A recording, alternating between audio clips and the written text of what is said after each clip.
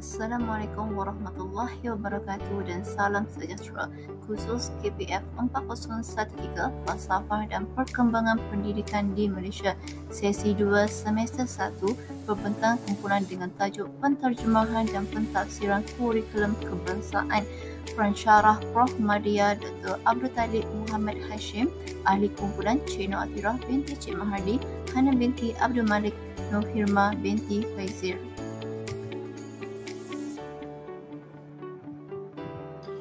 Assalamualaikum warahmatullahi wabarakatuh.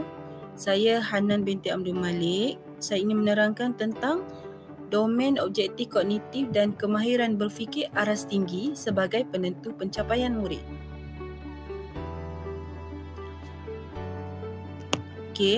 Domain objektif kognitif dalam penerapan matlamat dan objektif kurikulum dapat meningkatkan pencapaian murid dalam pengajaran dan pembelajaran.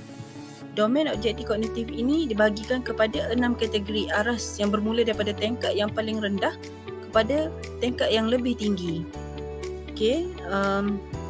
Setiap aras mempunyai kesukarannya yang tersendiri, iaitu setiap individu perlu menguasai aras yang pertama sebelum dapat menguasai aras yang seterusnya.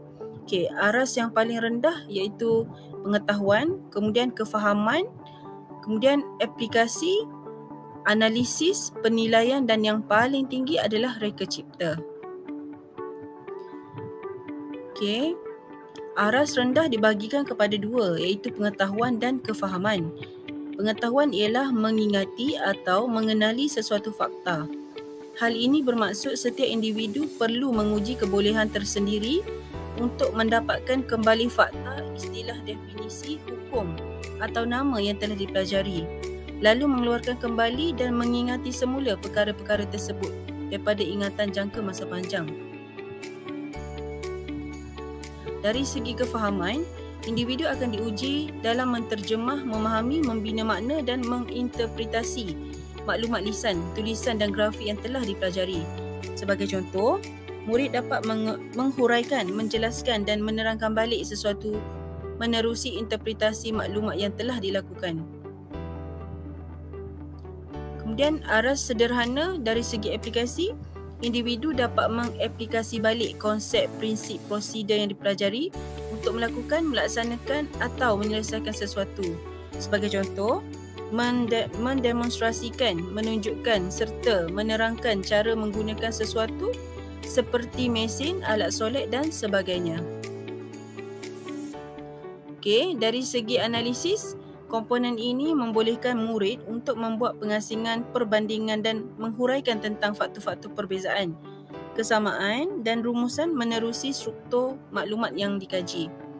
Sebagai contoh, murid dapat memecahkan sesuatu perkara kepada unsur-unsur kecil dan menghuraikan unsur-unsur kecil tersebut.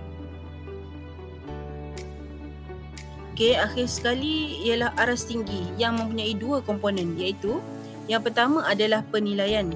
Menerusi komponen penilaian, murid dapat memberi cadangan, pendapat, bukti atau berhujah tentang sesuatu perkara berasaskan kriteria tertentu. Dari segi komponen reka cipta ialah murid menggabungkan semua elemen-elemen seperti pengetahuan, kefahaman, aplikasi, analisis dan penilaian bagi membentuk idea keseluruhan yang koheren dan efektif serta menyusun atur elemen ini ke struktur baru menerusi penjanaan, perancangan dan penghasilan. Menurut bahagian pembangunan kurikulum 2013, kemahiran berfikir aras tinggi KEBAT dierti sebagai keupayaan untuk mengaplikasikan pengetahuan, kemahiran dan nilai dalam membuat penaakulan dan refleksi bagi menyelesaikan masalah, membuat keputusan, berinovasi dan berupaya mencipta sesuatu.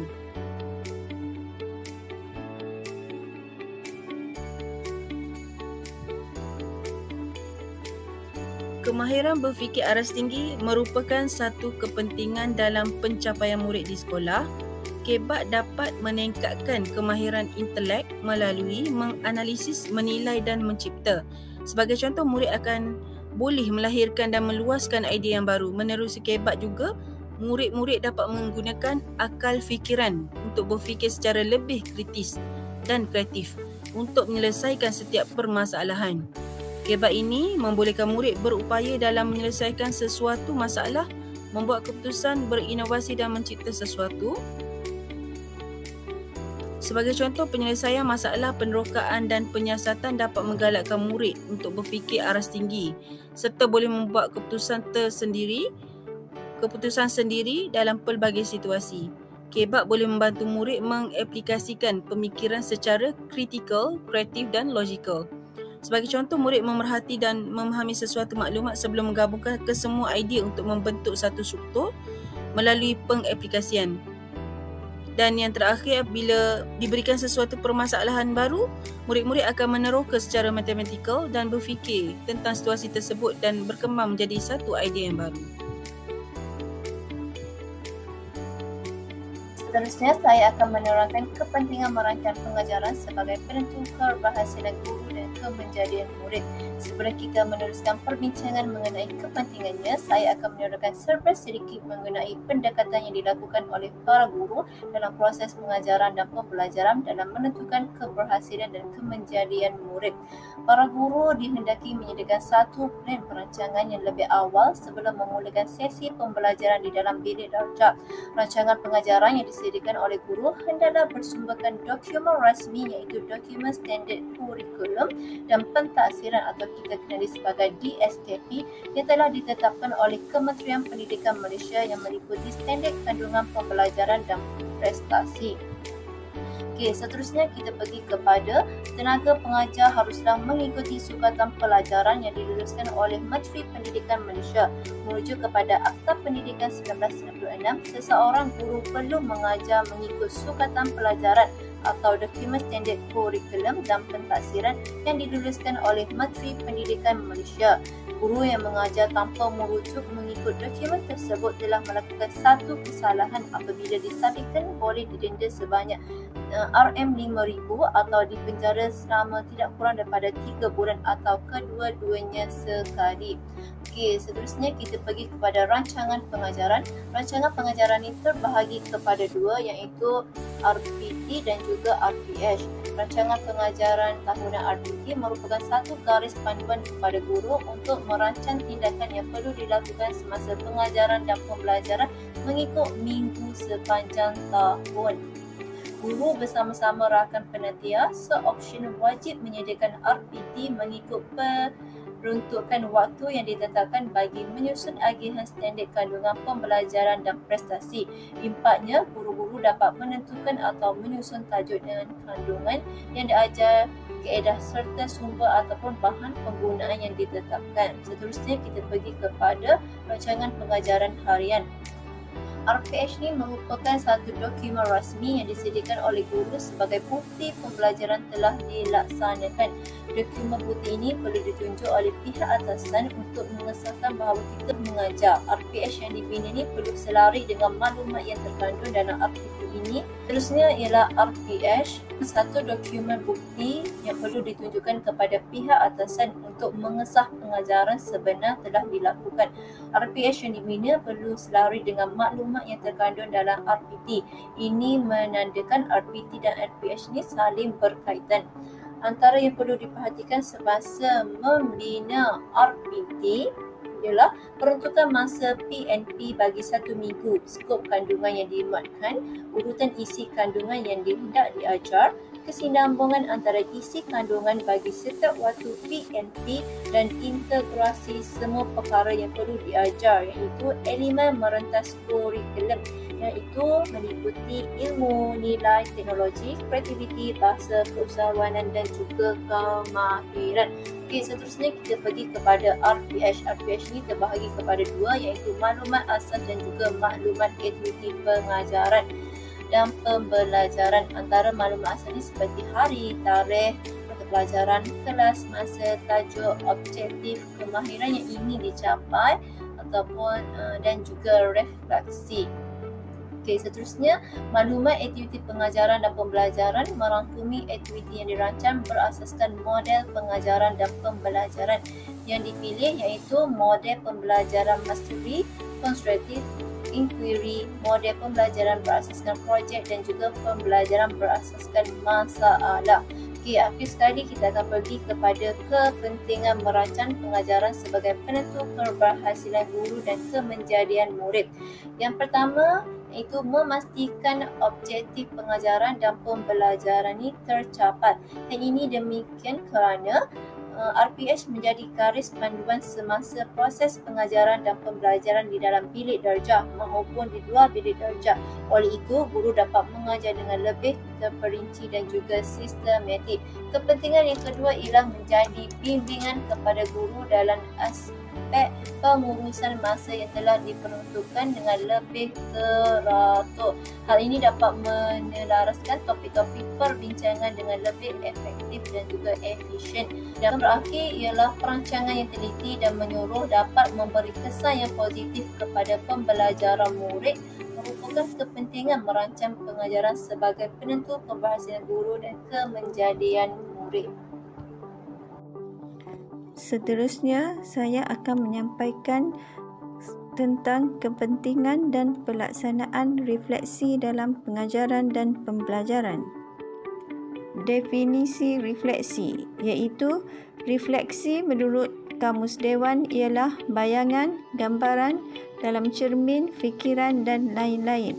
Refleksi merupakan aktiviti mengkaji semula proses keberkesanan pengajaran yang telah dilakukan melalui renungan dengan tujuan mempertingkatkan kemahiran guru. Refleksi juga boleh dilihat sebagai menjadikan satu situasi bermasalah dalam amalan seseorang itu sebagai satu cara memperoleh pemahaman atau pengertian baru dalam amalannya. Antara kepentingan refleksi dalam pembelajaran dan pengajaran, yang pertama, membantu penilaian diri. Kedua, berfikir secara analitik, kritis dan kreatif. Seterusnya, menganalisis aktiviti pengajaran dan pembelajaran di sekolah. Mengenal pasti kekuatan dan kelemahan dalam pengajaran dan pembelajaran. Mencari alternatif dalam membuat keputusan. Mengambil tindakan susulan atau jalan penyelesaian untuk mempertingkatkan mutu pengajaran dan pembelajaran. Mengubah tingkah laku. Membantu guru untuk sentiasa berada dalam keadaan yang bersedia dan akhir sekali dapat menyampaikan semua kandungan pengajaran pada masa yang telah ditetapkan. Seterusnya, pelaksanaan refleksi dalam pengajaran dan pembelajaran. Yang pertama, dapat menggambarkan semula keseluruhan pengajaran yang telah dilakukan. Kedua, memikirkan sama ada pembelajaran telah berlaku. Ketiga, memastikan sama ada objektif pengajaran dan pembelajaran telah tercapai. Yang keempat, meneliti maklum balas mengenai pengajaran dan pembelajaran dari pelbagai sumber seperti murid, rakan sejawat, guru dan pensyarah pembimbing. Yang kelima, menganalisis maklumat dan menilai kualiti pengajaran dan pembelajaran. Dan yang terakhir, merancang untuk memperbaiki atau mempertingkatkan mutu pengajaran dan pembelajaran. Secara ringkas, ianya mempunyai 4 peringkat khusus, iaitu mengingat kembali, menganalisa, menilai dan merancang tindakan susulan atau penambahbaikan. Selain itu, refleksi juga mampu berusaha memperbetulkan sebarang kesilapan dan perlakuan semasa merancang dan melaksanakan pengajaran. Selain itu, sentiasa mempelajari daripada apa yang dibuat agar memberi makna kepadanya dalam konteks pribadi, profesion, masyarakat dan negara. Seterusnya, boleh menghubung kaitkan apa yang dipelajari atau dialami dengan tugas dan kehidupan seharian. Seterusnya, sentiasa melihat sesuatu isu, situasi atau masalah dari pelbagai perspektif agar penyelesaian terbaik dapat dibuat dengan lebih sistematik. Akhir sekali, sentiasa mempelajari dan memahami sesuatu yang baru hasil daripada pengalamannya yang telah dilalui. Kesimpulannya, refleksi adalah merupakan aktiviti mengkaji semula proses keberkesanan pengajaran yang telah dilakukan melalui renungan dengan tujuan mempertingkatkan kemahiran guru. Amalan reflektif bertanggungjawab terhadap perkembangan kendiri. Pandangan lain menjelaskan bahawa amalan reflektif menghasilkan kemajuan kepada bakal guru melalui peringkat-peringkat perkembangan kognitif, perkembangan dari guru pelatih kepada guru terlatih dan membolehkan mereka menganggap pengajaran dari perspektif yang lebih integratif dan teknikal. Dalam kegiatan refleksi akan didapatkan pendidikan yang ideal, iaitu pendidikan yang altruis, demokratis, memberikan pelayanan yang menyenangkan dan berkualiti, profesional dan tidak kebal dan kritik membangun. Dengan demikian, tidak dapat disanggah bahawa refleksi dalam pendidikan itu sangat penting. Sekian, terima kasih.